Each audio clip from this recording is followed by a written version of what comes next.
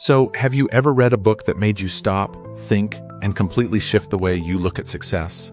Honestly, Think and Grow Rich did that for me. It's like, suddenly, you're not just reading, you're reprogramming your brain. That's exactly it. And Hill's opening question still hits. What do you want most? Money? Power? Peace of mind? Right?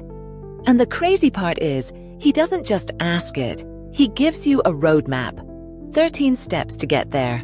No fluff, just raw philosophy backed by real stories.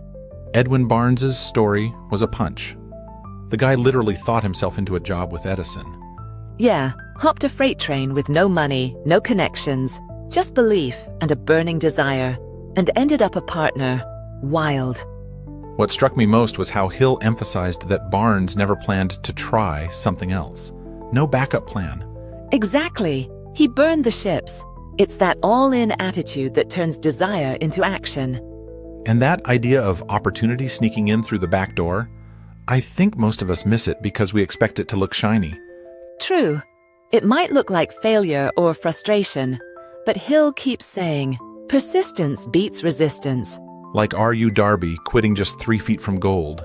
That story made me cringe and nod at the same time. Right?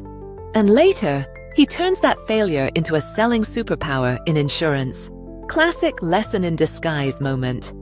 Speaking of disguise, Blair's story, Hill's son, was emotional. Born deaf, yet he hears through sheer will and persistence. That one got me too. Not just about success, but about reshaping reality. Turning a limitation into an asset.